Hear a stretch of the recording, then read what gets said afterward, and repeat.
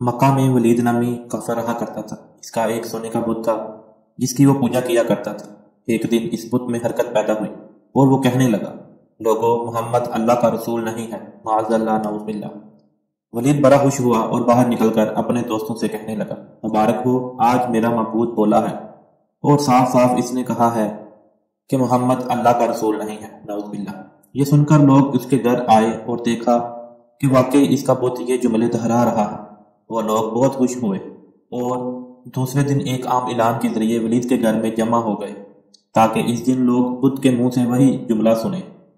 اس میں ان لوگوں نے حضور صلی اللہ علیہ وآلہ وسلم کو بھی دعوت دی تاکہ حضور صلی اللہ علیہ وآلہ وسلم خود تشریف لا کر بت کے منہ سے وہی جملے سنیں۔ چنانچہ حضور اکرم صلی اللہ علیہ وآلہ وسلم بھی تشریف لائے۔ جب نبی کریم صلی اللہ علیہ وآلہ وسلم تشریف لائے تو بت بول اٹھا، اے لوگو، خوب جان لو کہ محمد صلی اللہ علیہ وآلہ وسلم اللہ کے سچے رسول ہیں۔ ان کا ہر ارشاد سچا ہے اور ان کا دین حق پر ہے۔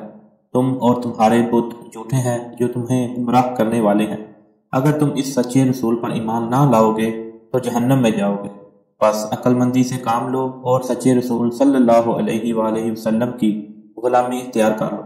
بت کی یہ باتیں سن کر ولید بڑا گھبرایا اور اپنے معبود کو پکڑ کر زمین پر دے مارا اور اس کے ٹکڑے ٹکڑے کر دیے۔ حضور صلی اللہ علیہ وآلہ وسلم فاتحانہ طور پر واپس ہوئے تو راستے میں ایک گھڑ سوار جو سبز پوش تھا حضور صلی اللہ علیہ وسلم سے ملا۔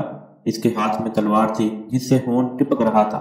حضور صلی اللہ علیہ وآلہ وسلم نے فرمایا، تم کون ہو؟ بولا، میں جن ہوں اور آپ کا غلام ہوں اور مسلمان ہوں۔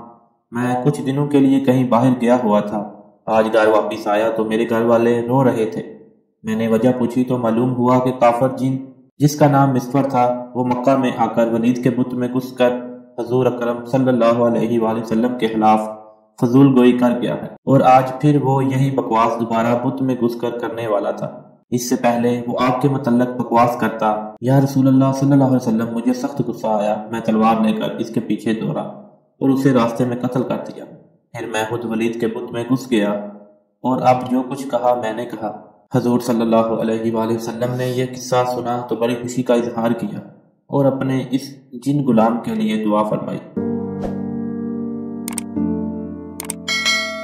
مزید اچھی ویڈیو کے لیے اردو زون کو سبسکرائب کریں، ویڈیو کو لائک کریں، شیئر کریں۔